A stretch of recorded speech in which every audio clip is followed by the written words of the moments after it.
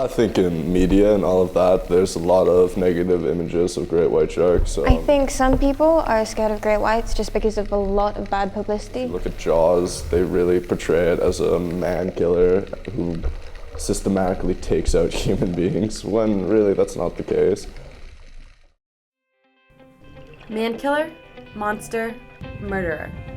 With all of the negative media surrounding great whites, why would I, a senior chemical engineering student with virtually no filmmaking experience, aspire to travel to South Africa and spend 8 weeks studying them in their natural habitat? Because I wanted to see for myself if the myths were true. Most people would say it takes a crazy person to jump into the chilly Atlantic waters off the coast of the great white shark capital of the world. This is Gansbaai, South Africa, a former fishing village now mainly dedicated to the tourism industry, and, you guessed it, cage diving. I went to participate in a volunteer internship program with Marine Dynamics, one of these cage diving organizations that also partners with the Dyer Island Conservation Trust, a research institute dedicated to promoting the health of the surrounding marine ecosystem. With a number of other volunteers from virtually all over the world, I worked side by side with marine biologists and the crew of the cage diving boat, Fin, to open the eyes of tourists to the awe-inspiring wonder of these massive predators. By conducting research and sharing this knowledge, Marine Dynamics hopes to dissipate the negative reputation of these creatures and help clients understand why the ocean needs them a little more than we might think. I wanted to challenge my assumptions, test my mental limits, and explore one of the most beautiful countries in the world. I didn't know I would also end up becoming a huge proponent of great white shark conservation in the process. If given the opportunity, right this moment, to jump into a cage surrounded by a couple of great whites, would you do it? There's a reason why. For most people, the answer to this question would be a resounding no. Thanks to the media, which loves to fuel our dark obsession with the dangers beneath the ocean's surface, sharks have quite the negative reputation. The media receives only the benefits of this lucrative and entertaining business.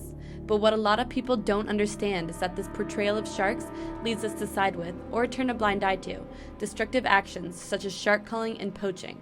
We don't realize that the removal of sharks from the oceans would wreak havoc on the delicate balance of the marine ecosystem. The ocean is their home, not ours. With all of this negative media, the dedicated proponents for shark conservation have a lot to go up against. Meet Alison Towner, a marine biologist from England who is dedicating her life to shark research. If we were to see great white sharks removed from this area substantially, then it would be worrying in that the seal population could increase out of control, which would then have ramifications on the bird colony. The great whites keep everything in check. I mean, to remove them would tip the balance too much the other way. We know for a fact that when white sharks go up the east coast of South Africa, they encounter bather protection nets, which are basically just lethal kill nets. Anything that swims into that net's killed, not just the sharks. In areas along the Durban coastline where those nets have been replaced to reduce bycatch, we have these things called drum lines, which again are just chum-filled drums, which are weighted down, and there's a hook coming off them, often with a piece of meat, in order to specifically target large sharks and fish them out. We've got illegal and legal long lining, just even straight off of Gansbaai, a couple of nautical miles out, you've got long liners up and down. I'm talking kilometres and kilometres of baited hooks each night going out into the ocean and just taking everything. And then once they make it up past the east coast of South Africa, because this is what a lot of great white sharks do in this country, is they naturally migrate east and along and up past Durban towards Mozambique. They cross the border, then they lose their protected status, and they enter these bays in Mozambique where locals are actually given incentives to fish for them. We've had 2 white sharks already killed from a batch that we satellite tagged last year. One in the KZN shark nets, the bather protection nets, and one off of Mozambique by a local fisherman. And then of course South Africa has a very much highly urbanised coastline, particularly areas like Cape Town. We've got nuclear power plants arriving on the coast, habitat degradation, coastal pollution caused by these developments. We're still only beginning to understand things like acidification, global warming, climate change, illegal poaching. Yeah, illegal poaching. A white shark's jaw will sell for $100,000 if it's a really nice size. The fins, again, are worth a huge amount of money. The meat can even be eaten. If you're a poor villager, that could be an incentive to illegally poach one. So the threats, there is really a multitude of threats against great whites. So where does cage diving come in? I was a little bit skeptical myself about how it could actually help the sharks. Like a lot of wildlife enthusiasts, to me it seemed inauthentic, damaging to the shark's health, and unsustainable. Cage diving was actually outlawed in Western Australia after some scientific studies showed that chumming alters shark behavior. But after speaking with Allison on the issue, my opinions changed.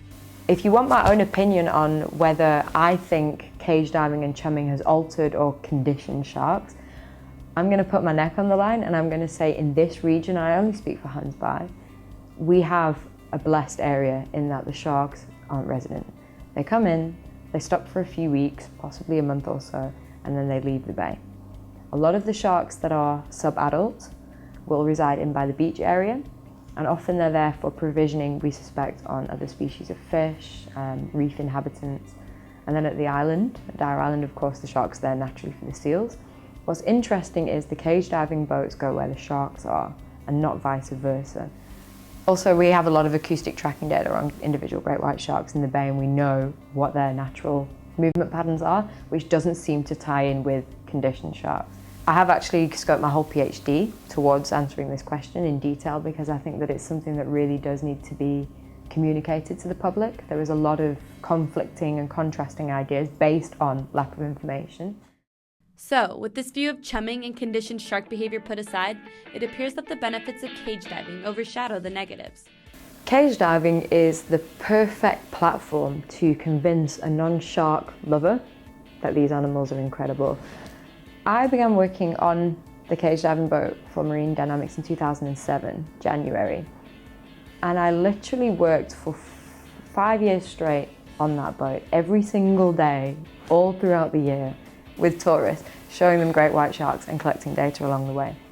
So I've had every single question thrown at me about how do we feel about this, how's the ethics, are the sharks being conditioned, all the rest of it.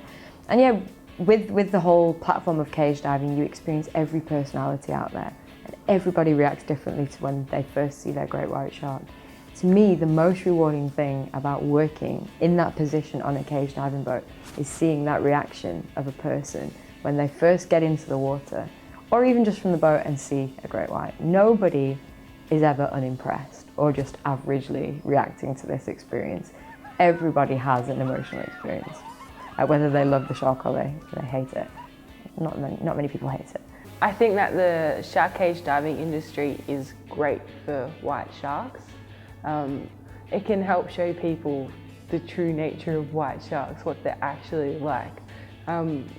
This is my third time here, and it's funny because I see people come onto the boat with these expectations of the shark jumping out of the water or grabbing onto the cage and shaking it, and that it's not like that. And then they actually realize how just calm and peaceful these animals are, and they just cruise on by the cage. They'll come up sometimes and check you out. They're curious animals, and I don't think people understand that. Cage diving is a unique opportunity to change that mindset of those that are not shark enthusiasts, but also it's your gap to be on sea with somebody and put forward all of the information that we have on conservation status, why they're threatened, what we can do to help them, what we can do to improve our knowledge of them, what knowledge we do have that's improved on them. And it's a real nice opportunity to have question and answer with people one-on-one whilst the shark's right in front of them. I think growing up, I was afraid of sharks. I think everyone is, and that's how they're portrayed. But after actually gone diving with them, it's completely different, and that's changed my mind completely. The real magic of seeing your first great white shark is amplified 100-fold when your day is spent on the breathtaking coastal waters of South Africa. A typical day on the boat involves first briefing the passengers on safety and what to expect, before everyone steps on board and we take off across the foamy bay. Whether or not Slashfin goes out on a certain day depends on the strength of the swells and wind, and seasickness is no stranger here. But most of the tourists come in with a great attitude, and are just as curious about the sharks in the ecosystem as I am. The captain of the boat knows the best areas to anchor around Dyer Island, where we're most likely to sight our sharks for the day. Sometimes we have to wait up to an hour before they make their appearance, but when they do, everyone's excited. Our job as volunteers is to help prepare the tourists for the cage, where they hang out in groups of 8 for anywhere from 15 to 30 minutes, just enjoying the sharks. The view from the boat is also wonderful. Everyone has their cameras out, and you can see their faces light up as they encounter something they've previously only seen on TV. Nothing rivals the experience of gripping those cage bars and staring these predators straight in the eye, realizing they're just curious creatures, coming to have a look. The bait and decoy handlers know exactly what they're doing, ensuring that everyone gets a good view as the sharks swim by. It's so rewarding to see the smiles on the faces of the clients as they climb up out of the cage, shouting to their friends and family and packing away a memory that'll last them a lifetime. I've spent more hours than I can count on Slashfin, and every single time I learned something new. I was constantly surrounded by these amazing, passionate people, and I found myself feeling more and more at home on the sea. But is cage diving actually making a difference? Are the tourists coming away with a better understanding? I think the outlook for great white sharks and their conservation is taking a turnaround. There's been a real revolution over the last 5 or 6 years in that countries, states, internationally, worldwide are starting to recognise that if we don't act now, then we're not going to have this predator in our waters for much longer. Awareness is so much higher now, and education. Obviously a lot rests with the younger generations and making sure that they get the right facts. Today's children are now learning about it as much more of a charismatic, majestic, misunderstood creature. It's really them that are going to make the difference in terms of protecting the shark. Whether or not you support cage diving is your decision, but these sharks are essential to the marine ecosystem. My time in South Africa opened my eyes to an entirely new world, and one that I needed a wetsuit to explore. I appreciate every opportunity I was given, and I hope to spread the word that we should be looking for proactive measures to help reduce the risks of sharks, instead of killing them off. Cage diving can help bring awareness to this issue, and show travelers that the Jaws-like impression of sharks has gone out of style.